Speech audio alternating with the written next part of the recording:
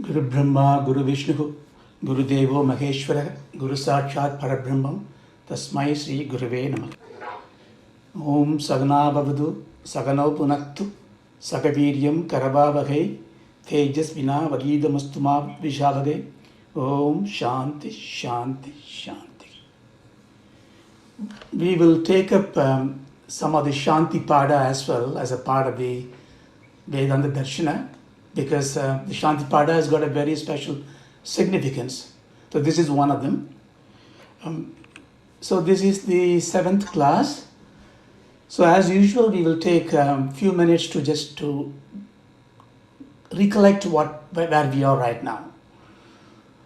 So we have come to a commitment that we will follow Karma Yoga, because this rare human birth is hard to be missed, and therefore we should seek our goals to live happily here and hereinafter. To live here happily and hereinafter, the goal is called Shreyas, Dharmartha Kama Purusharthas. And to do that, we should do good things in the world. The good things are all called good karmas, and we should do that.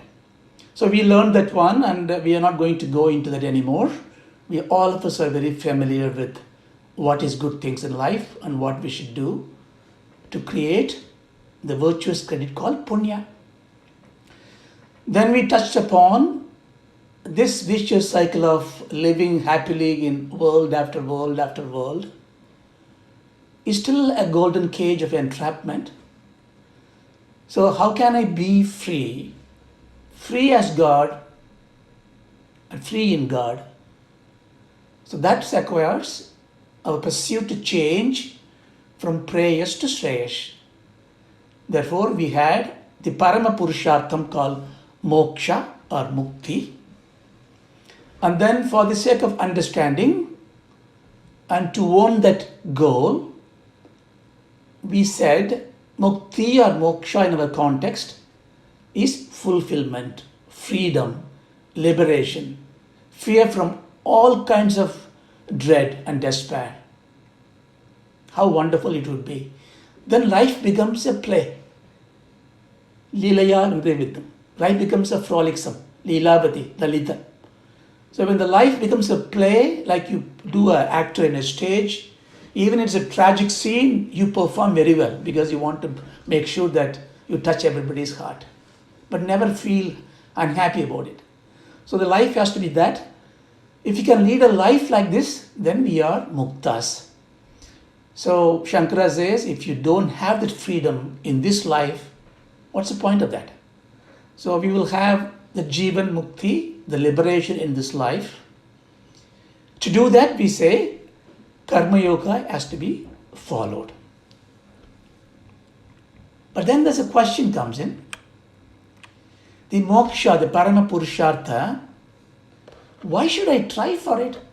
I didn't ask for this birth. I didn't ask for these problems. And why am I said that I am in a prison, therefore you try for it? So is not this freedom, this fulfillment, mukti, a right for all? Is it not? It's a very, very logical question. So I am in this world on some reason. I am in an entrapment, I agree. But should I not be given freedom by whatever the force that made me here? Why should I in any way take any effort to seek for that? Of course, it is possible to do. Vimutyasya vimuchyade, says Kadavalli. That means everybody will be liberated. Everybody will be free. Everybody will be having mukti, moksha. Nothing need to be done. So then why are we struggling? This is not just for us. When Bhagavan Rama had this problem. So he asked, Praktanam Vasana Jalam Niyojayadi Mamyatha. Munehe, he asked the Vasishta, Munehe, Tadaiva Tishtami. Kripana kim karoyami. I am a kripana, I am a helpless person now. I can't have this freedom in my action because this vasana jalam. See, this is who is talking. Ramachandramurti is talking. So he is confused because these vasanas are creating jalam to him that he can't be a free person in his execution of tasks. Then who are we to talk about it? So therefore, it means, yes, God's grace is sufficient to uplift us. And God will uplift us. But that is only sufficient reason. But you need to have a necessary cause. You must have a desire and effort to do. That's the difference between us and the animals and the plants. Because they live in the present. They have no manas. So they are the children of God. God will take care of them, including the salvation. That's why they don't have papa punya. When a tiger kills a goat, a tiger is not committing a sin. Because they have no manas. But because we have this manas, God says, yeah, you are my child, I will give you the upliftment. But you should ask for it. And you should put effort for it. Like, when a child is completely helpless, mother feeds it, even without asking it. But once the child started going to school, mother won't give the food. Did you wash your hand? Did you pray to God? Did you do your homework? Conditions are put in. So, when Rama asks this question, Vasishthas tell him, yes, you have to do effort, Rama. So, Vasanakshaya Vijnana Manonasha Mahamate. You need to have three qualities. Vijnanam. Vijnanam means jnanam, and it is applied, assimilated knowledge. Tattva jnanam. That's what we are going to get from the Vedanta Darshana. So Vasishtha tell him, you must get this Vijnanam. That means get the jnanam and apply it. Manonasha. That means you must kill your mind. No, it doesn't mean that. We will see when we see the Patanjali Yoga Sutram. Yogaga Chitta Vritti Nirodhaka. So Sadashiva Brahmendra gives a wonderful explanation for it. You don't kill the mind. You can't be without the mind. Chitta will come. Manonasham means regulating. Nirodhaka. Nirod means to regulate, to control. So we will talk about it when we go to Yoga Sutra. So you must have a manonasham, regulated mind. For that you need a karma, upasanas. So the karma yoga, we talked about it. Upasana, we'll talk about it. Or something that you should do as a part of your effort. What happens when you do all this? You get vasanakshaya.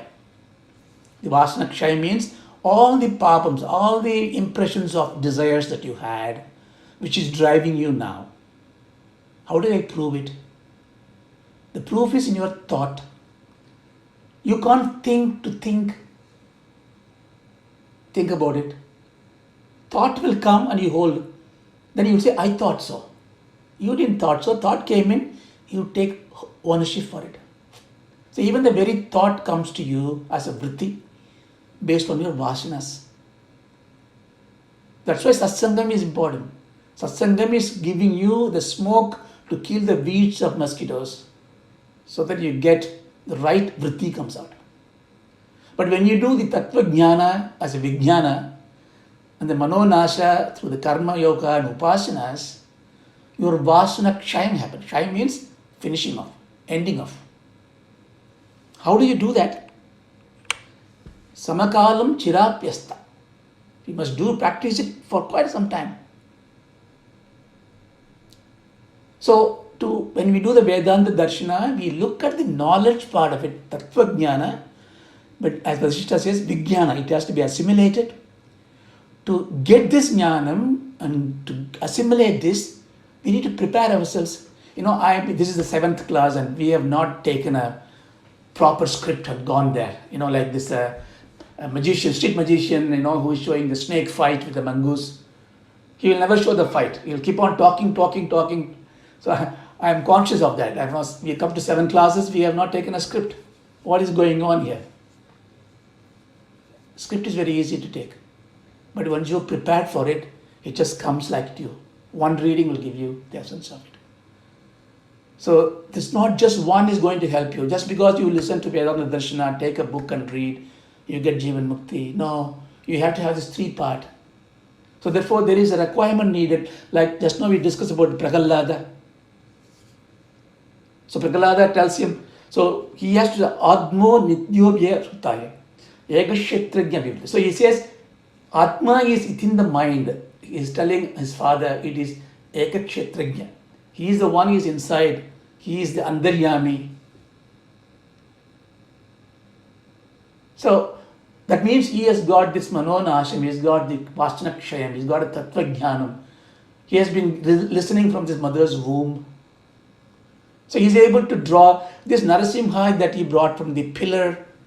It's just an example to show and to kill that demon in a particular way, as Balaji just now said. But this is about showing the ever-presence consciousness, ever-presence God. Now you don't even need to break this heart pillar. You don't need a cruel father to make you go in the path. You have to break your heart. The Narasimha is in your heart.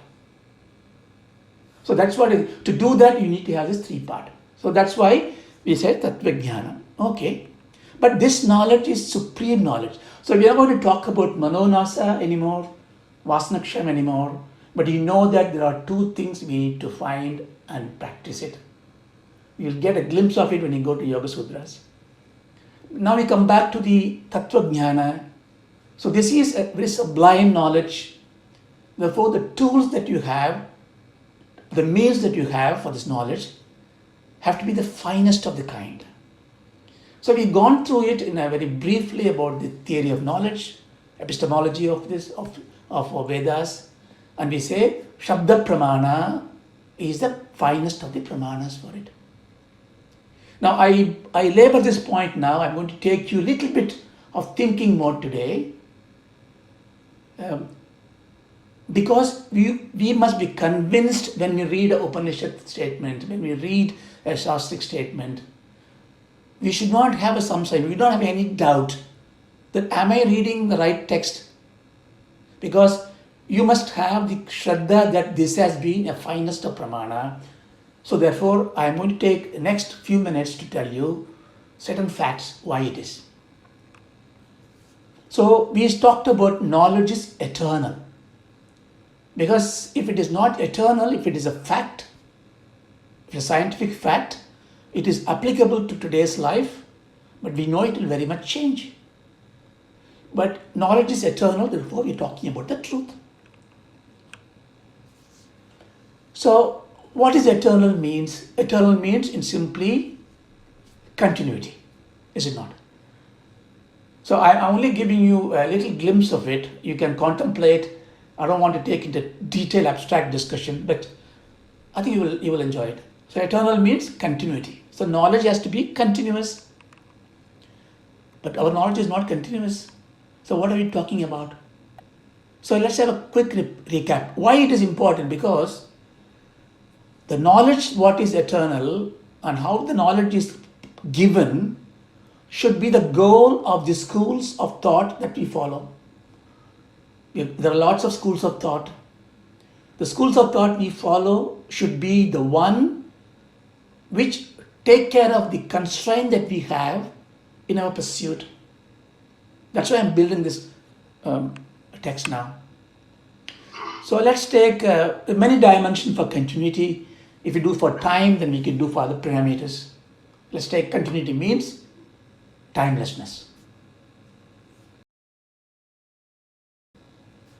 Which means knowledge is always in the present. Do you understand? The present is the now. I'll give an example. You have to really follow me in this, with all your mind in this. You see a jar. So you see your pramana you use. I won't answer the quiz that Balaji was warning me, but the quiz I put in there, because it's so much we are going to discuss. The way to hold the thought is to hold the words. The quiz is all about the words. So every word has got a potency to this. And you should always think about these words. The pramana here is a pratyaksha pramana. You use your eyes or hear my words through ears and you say, this is a jar. You got a knowledge. The knowledge is not there before. The knowledge is not going to be there tomorrow. You may forget it. How is knowledge is eternal? What are we talking about? But what you say here is, what are we actually saying? This is a jar. You are not seeing is, do you? No. You see a jar. And there is a locative part and a numerical part, enumerated part, a jar. But isness, the presence, is not seen by you. Why it is not seen by you? Because you cannot see the time. You can't see the presence. Existence is not seen. It is known. And your eyes and ears and nose and all your pramanas cannot see the existence. You can only work in the time which is present. Your senses cannot see the past. Your senses cannot see the future. You only see the presence. That's why it's called a pratyaksha pramanam, direct knowledge. All the animals have only the pratyaksha pramanam. They don't have memories. How does a dog knows me when I come there? There's a vasana there, not memory. The subtle difference will come back to in a minute. They look at you and then you see it, that exists. So therefore what it means is that if I have to have this knowledge of jar to be eternally in me, I have to be in the present. I have to be sitting in the car called the now. If I am sitting in the car, the trolley called now, I am always in the present. Just be with me for a minute. So the is aspect, the now aspect is not in the pratyaksha pramana. That much you must understand very simply. So if you are hearing, smelling, touching, feeling, use your senses, you are sensing it in the present. Therefore, life should be in the present. So if you can able to live in the present all the time, you are timeless. But we cannot do that. Why? Because we have a mind. Therefore, if you need to have the time which defines a continuity for it, you need at least 2 sequence of events to happen. And then there must be an instrument which records the sequence of events. And then find a gap. The gap is the time gap. Yes, I saw this jar 1 hour before, now it is not there. So you first saw the jar with your senses. Now you saw the absence of jar in your senses. And there are 2 thoughts in your memory. And memory brings those 2 thoughts. And then you find out that it is one is before, one is after. Therefore there is a time gap. Therefore there is a time. That's why when you are reading a book or when you're listening to some conversation or music, you don't know the time flies. Why? You are sitting in the car called the now. The car is traveling in the now domain. Time doesn't come.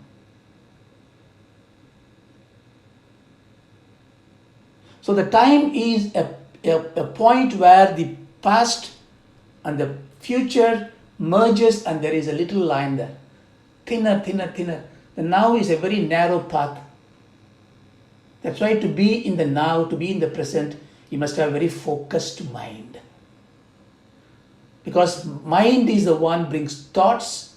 Mind is the one who has a memory. Memory is what gives the time gaps. Time is what decides everything, binds us. Therefore, as long as you are not in the now, you will have time wrapped in you. Therefore, time is not a perception. We can have a long discussion on this scientifically someday. Time is not a perception, it is a projection of mind. You can go and check any textbook on time, there's no scientific definition of it. It gives a measurement of that from this. The moment you go measurement, you already have lost the definition of it. The point I'm trying to drive is, we are looking for a knowledge which is beyond the time. Therefore, the instrument we have is only the mind to understand. The mind is based on projecting the time by thoughts. Therefore, if I have to use the mind to understand something which is beyond the time, what do I have to do? I have to shape the mind to manage this inadequacy so that I can transcend this. The transcendental, some people say, some great jnani says, they are in a transcendental state. What is this transcendental state? It is nothing but getting into the car called the now. If you are able to sit in the car called now, you are blissfully unaware of what is going on. Depending on the car's interior future, how good the car is, you can be in Vaikuntha, Swarga, whenever you want to be. The car is in your Chitta Saitanya. So therefore, okay, this is fine, understand, time is a projection of mind. How does it make the knowledge eternal? Therefore, now we understand the importance of the instrument of knowledge, the mind. Now we understand which knowledge we are actually seeking, not the knowledge of a jar. Therefore, which knowledge is eternal? Again, we touched in the third session, but I would drop it again. We are looking at the objective knowledge, which is a mental state illumined by the consciousness. Now, when you see this computer screen in front of you, it's an object that you see. The senses bring the object because it is in the now. Senses can get that. We will find out when we go to the Tattva Bodha, we understand how it brings the senses. Right now, take it for granted. Senses bring the object into the mind. That creates a vritti, chitta vritti. We will learn about it when you go to Yoga Sudra, how it creates. Chitta vritti comes, a thought comes in, there is a computer. Then your mind plays tricks. Okay, computer, Apple computer, IBM computer not working. It can take you into chitta vritti. But if you don't want to think all about it, I want to think about what this class is being conducted. It's chitta nirodham. This is discipline. So there's a technique, there's a clear techniques, because Vedanta is all about validating it. This is not theoretical, this is not metaphysics. This is actual stuff. You can really learn how to bring the mind together so that your focus is on this. But all this can happen only there is a consciousness. The light of consciousness has to be there. So again, we go back to this one. This is a jar. But what we saw in this, the objective knowledge, this is a jar. Because you know it is round, it has got this cover, metal, everything's attributes. So every knowledge that you get in this world is an assimilation of certain attributes that somehow define an existence. So knowledge, senses bring the qualities of the object that you see, the attributes of it, through that pramana. It does not bring the easiness, because easiness, existence cannot be brought. But it is not bringing the substantive part of it. Take for example, you got a golden necklace, golden bangle, golden ring, each in a different design and patterns. When you look at them, it gives you objective knowledge. Oh, this necklace is nice, This is bent like this, it got a hook like this. So here is a nama and rupa. Basically take rupa is anything that senses, not just a physical pictorial one. Even if your ears hear something, it's a rupa, it's a sound form. It's very important to understand. People think rupa means a picture or a idol. Anything if your senses can create a form of it, it's a perceived knowledge. And we attach a name to it. Name is not perceived. It comes Shabda Pramana. It's not you understand, the sound is not a hearing Pramana because there's a meaning to it. So everything we do is collecting attributes. So attributes, the more finer the attribute, more concise the definition of an object.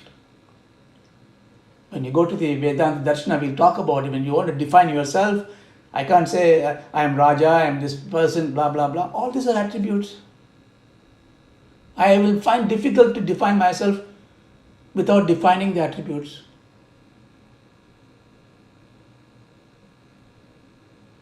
We know attributes is not the essence of it. Attributes are qualities of it. That's why we say Nirguna Brahman. But again, we can argue Nirguna Brahman means attributeless Brahman is also an attribute. If you know somebody is attributeless, it's an attribute. Therefore, it can be said Sadguna Brahmans like in Ramanuja says Sadguna Brahman. Doesn't matter. This is all word play. What you're trying to say is that we are looking for in the knowledge in the world attributes of an object. It's an objective knowledge. If it can be known, it can be experienced, that is not eternal because the object will change. Bhagavan says, Nirvikara, Niranjana, Kudastha, Nitya. Bhagavad Gita, Bhagavan is always, he never gives the answers right away. He'll first tell you the glory of it. Whether it's the Karma Yoga, he'll talk about the glory of Karma Yoga. You have to wait. What is Karma Yoga? Same way, Gunatitam, he will talk about what's the benefit of Gunatitam. Same way, here we see the objective knowledge gives attribute of it, not the substantive part of it. Now, if you don't see this jar, does the jar exist? It's a very compelling question, psychology as well, like Schindler's cat. So I see this object, I see this person, therefore the person exists. So if I don't see the person, does the person exist or not? This is not a riddle or a joke, because this is what is going to be the most important question when you are talking about something which is not knowable, something not existing, something which cannot be seen, and we need to do it. So existence of an object is confirmed by the knowledge of the existence. If the jar is, if you know the jar exists, then the jar exists. We don't know jar exists. Does it exist somewhere? It can exist only in some consciousness. Therefore, if it has to exist, there must be somewhere a knowledge of its existence. Do you understand?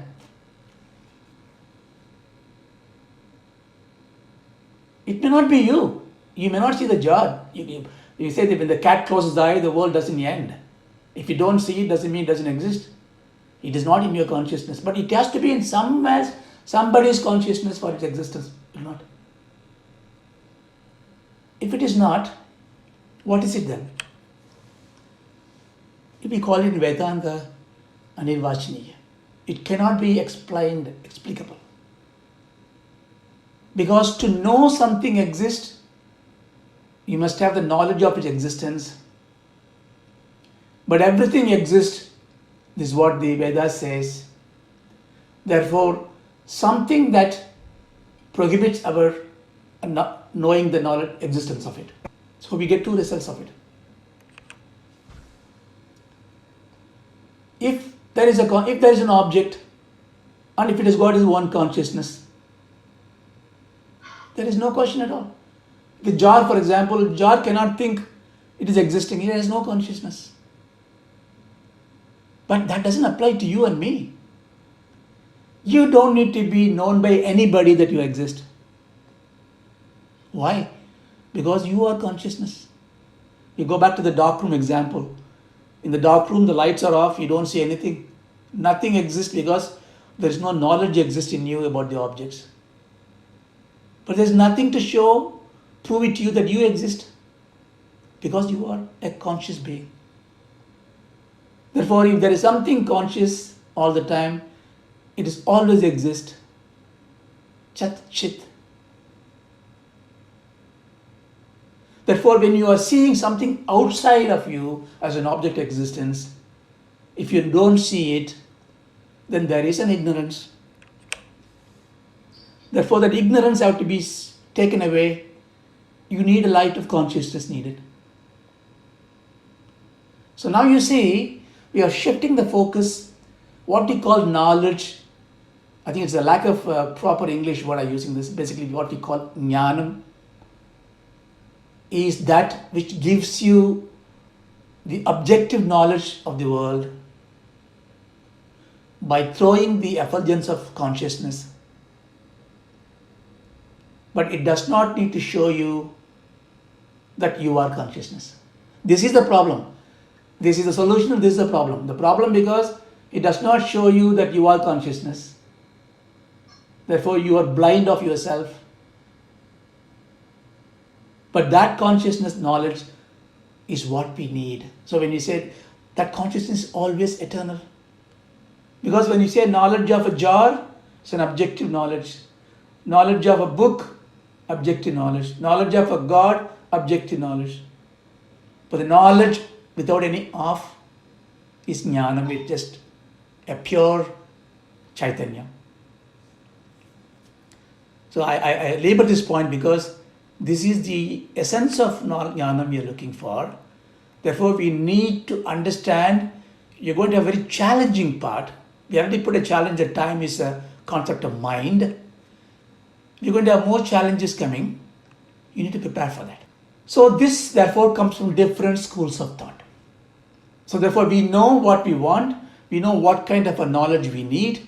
Therefore we should go to the school of thought which has solved all these things and gave us a right way forward. So we need two aspects of it. The ontological aspects, basically the metaphysical aspect of it. What is it talking about? It's about consciousness, about the God, Ishvara, whatever you want to say, which is something you are striving to see. So the school of thought should be on the objective that you wanted to see, the metaphysical concept of it. Then you should use the right pramana, called epistemology in science, the theory of knowledge. I introduced a certain terms on it. The pramana, prameya. Don't worry about all these terms. We will not go into any detail. I'm basically telling you that the choice of school that we are choosing is very logical because we've gone through this path and we realize that school should be something which gives me the metaphysical aspect I'm looking for, the ontological aspect of it, and the instrument of knowledge which is blemishless, which conforms to truth, which I can validate. So on this basis, we have two schools of thought. First is called Untitled Darshana. The word astika, asti means existence, that is left over, sesham, which never goes away. That's why the vibhuti, the ash is called an asti. So when everything is burned down, even the coal is burned down, remains as asti. It is reminder, existence. There are several meanings to it. So here, the Astika Darshana is therefore focused on existence as a fact, the easiness of it, putting us in the vehicle called the now.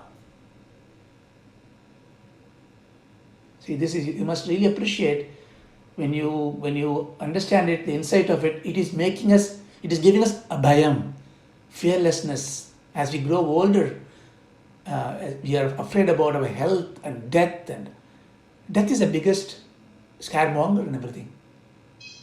Absolutely nothing to fear of, because we are deathless, because we just have to lift ourselves, put in the vehicle called the now. Therefore, the darshana which tells you the asti pramanam, the existence pramanam, is astika darshana. Of course, there are several other meanings. Astika means one who believes in God, one who believes in Vedas. Okay, so I only give you the lakshyartha, tattvartha, which would be very universally applicable. So for this we have the bliss of God, Veda, Aparushaya. We talked about it. Why we can take completely with confidence, because we spent on the session 3 and 4. This is Shruti, the Ishvara Pramanam it is, so we can take it up. But we still need a right interpretation, the right method for it. How does it work, the metaphysical concept of it? On 3 things. The 3 things, if we know everything in this world, the universe. The jiva, being myself, about myself. So it is mentally jiva rasi, about all the animals and the plants, and everything has got a being. But we have to be selfish here, selfish in a very positive way, because Vedanta Darshana, Vedanta Tattva Jnanam is for your individual liberation. I use this word very carefully. I mean, I'm going to say no individual after some time. So I just say, right now you take it in a good faith. You are learning this for your own liberation. It is selfishness in a very positive way. Like I always quote this example in the flight, when the oxygen mask fall down, the stewardess say, look, take the oxygen mask and put to yourself first before you start helping others. That kind of selfishness, because when you are comfortable, you can help others. So here, therefore, jiva is you, me, ourselves. Then we have the whole lot of things to do with the jagat, the world. Sort out so many things: official work, business work, relationship work, scientific work, political work, commercial work. Learn Google, learn WhatsApp, physics, chemistry, biology, ontology, anything you talk about it, it is so infinite in nature. So we go and learn that. We learn that with a way to convert that into laukika vishaya, how it helps us in the world. Then some talk about Ishvara. That means if there is something that exists, there must be a creator. Descartes, the French mathematician, physicist, he never believed in God. In those days, atheism was very prominent. I'm just giving an anecdote to make it light. So he once go to the king of France palace. On the way, when he was going in a chariot, he saw the wonderful garden, manicured, wonderfully done.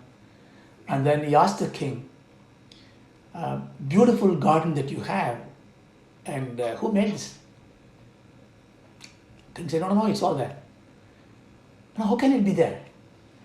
Then the minister comes back and says, no, this is done by a landscaping architect several years back, several decades back, and we are just maintaining it.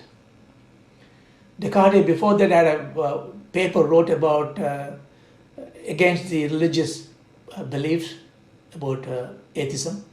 Then he realized, something cannot be sitting down there.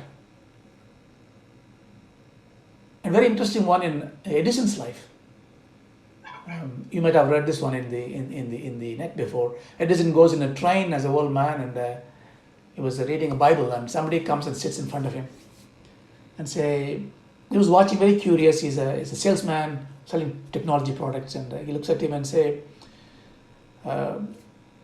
gentlemen, and in this time and age, you are reading a gospel, religious gospel Bible. No, don't read all those things. Get real. he was not looking at him, and the journey goes, and the station comes in. When he's about to get up, he drops a card to him. Okay, very interesting talking to you. If you want to talk to me, come and see me. He gave the card. It says Thomas Alva J. Edison. This guy got flabbergasted, and look how amazing. What a wonderful person. I missed him. So he finds a day and he goes to his house, and Edison is all of you know about Edison. He has invented so many of them, and in his table there is a model of the whole cosmology with he has done everything and it's all rotating. And this young man goes to him and say, look, wonderful, and who made this? And Edison says, no, it was always there. I said, no, you are a scientist, you know it. How can it be there? You must have made it. If you not made it, somebody would have made it. It's so beautifully rotating, beautifully going through. Edison said, yeah, look up in the sky. Who made all those things? Look at you. You are a pound of flesh and you talk, you think. Who made you that? This is coming from the scientist who we revere as a rishi. So, but therefore there is a reason that somebody should be there, because we do not know, we put a name to it, and therefore Ishvara comes into picture. Therefore, we need to learn about this. Therefore, our knowledge goes around this three circle, knowing about Jagat, knowing about Ishvara and about Jiva, and knowing everything about all these things, I am done. But our life is normally spent. We never learn about Jiva. What do you know about ourselves? You know about yourself. Maximum is look at the mirror before the video Skype starts. We look at the mirror, camera. Look, am I looking good? That's it. We don't know anything about ourselves. Therefore, we have never spent time to understand who I am actually is. Who am I? So we need to spend time. Otherwise, knowledge is incomplete. In the Jagat, there are so many things to learn.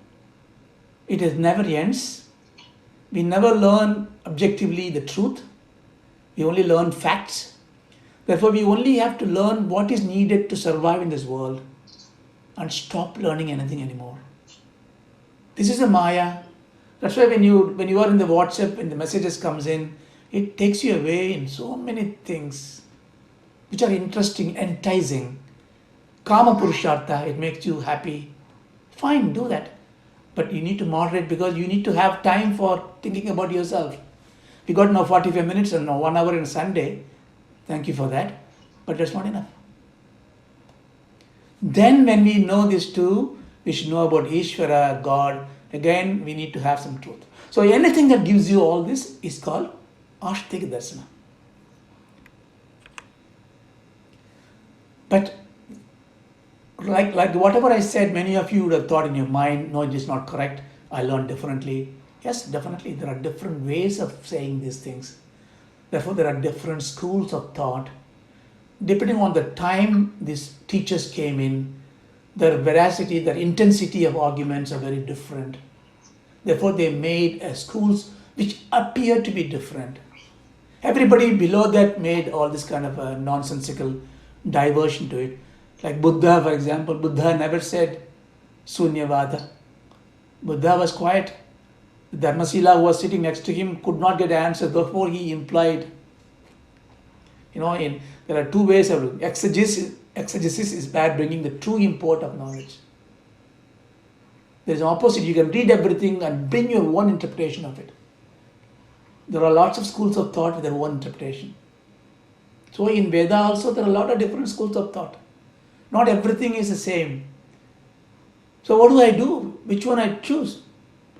So you choose any one that is comfortable, because you can believe it is based on Veda, therefore it will take you to the ultimate truth.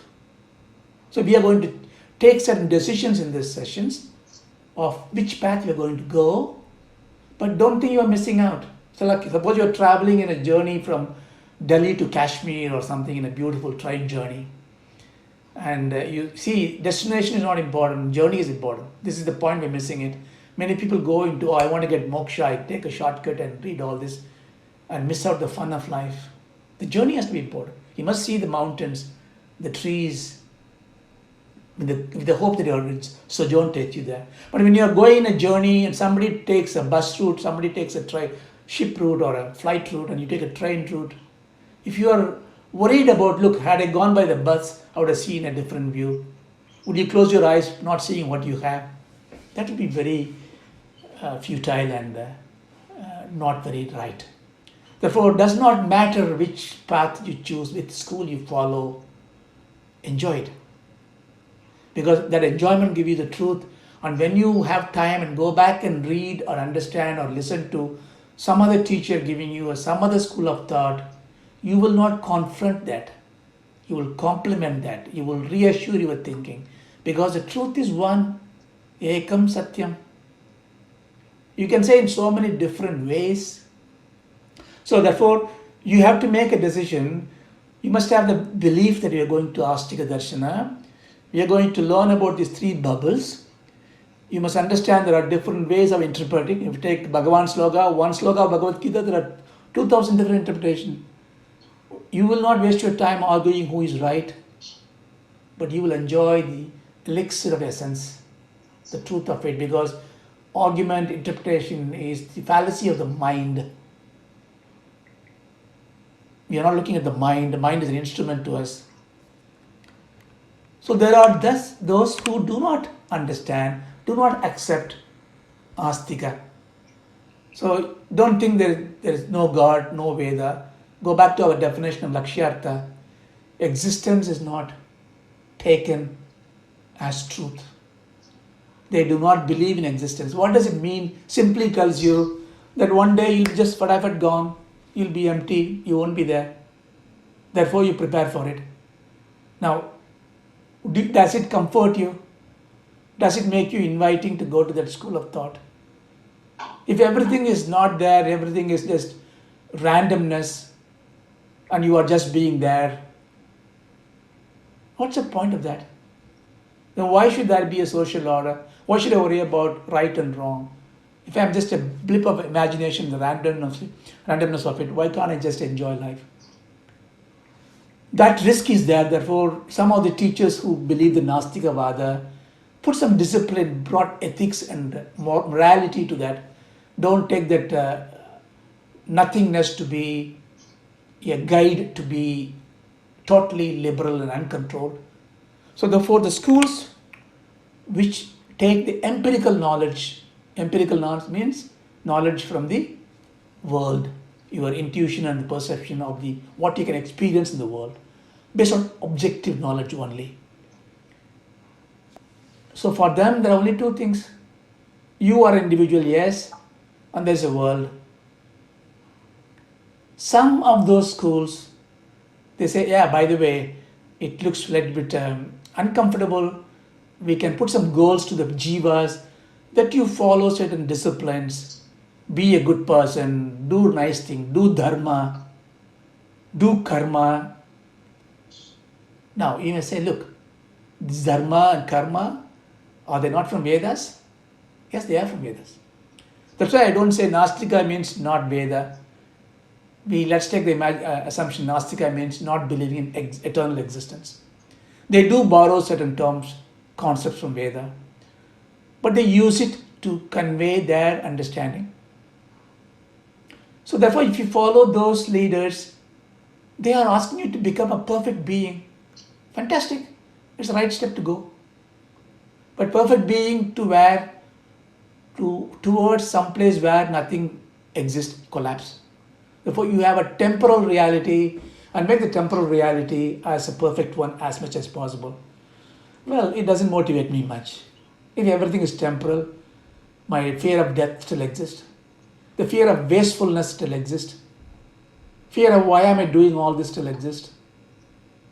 It's of not interest to me. So if you take this approach, I can guarantee you 99% of these people won't be calling themselves Nastikas. Because today the interpretation is Nastika means who doesn't believe in God. Quite easy to say, I don't see God, I don't believe in it. I'm doing good things, that's good enough. I can be there. Or if you say Nastika is one who do not believe in the Vedas, yeah, many can open the store. If people not born in India, there are so many virtuous people, saintly people living all over the world and other religions. They don't have Vedas. Can't they not be eternal life? They can be. Therefore, just because somebody don't believe in Veda, they cannot be Nastikas. I'm very controversial here. Some people may not agree to this. Because every human being is God's children. Spirituality, piousness, purity is in exists in every human being. Not everyone has got access to Vedas. Therefore, their life, perfection of life, cannot be called Nastikavada. So, Astika Darshana is one that believes in eternal existence of oneself, because that gives you the confidence to be fearless. If you are going to be eternal, death, come on, come eat me. What can you eat? You can eat my body. Get lost. That's why even when we invite gods, we don't keep the god because we don't need gods. We do this Gayatri Jabam, we give all that, we do the Uttishta, Kacha Devi Edashagam. Please go ahead, wherever you are comfortable, go and live Gayatri Devi. You don't need me, I don't need you anymore because you gave me the knowledge. It's all very profound. So the goal therefore is to know that consciousness is you, that is eternal. So that which gives you that is Astika Darshana. So I don't know, I'm just going to stop it here. So then I think what I'm going to conclude here, therefore, we will now, the next session, if God willing, we are assembled together. I will just list down the Nastika schools and Nastika schools very briefly, and where necessary give you the ingest, and then I'll show you that path that we are going to pursue in this session. So I stop it here. I think I already exceeded my allocated 45 minutes of the time. My apologies. Thank you. Shanti, Shanti, Shanti. Okay, thanks Raja. Enjoyable and extremely instructive, and also the illustrations on the screen were very helpful. You've done a lot of hard work for us. Thank you very much. So we'll finish with our normal small Upanishad at the end. Om Asato Ma Satgamaya. Om Asato Ma Satgamaya. Tamaso Ma Jyotirgamaya. Tamaso ma jyotirgamaya. Mrityo Ma Amritangamaya. Mrityo ma amritam gamaya. Om Shanti Shanti Shanti. Om Shanti Shanti Shanti. Thank you everybody who came and enjoyed the session, I hope. And of course, thanks to Mitra Seva and Raj as usual for arranging the whole process, Zoom and all that. Thank you very much.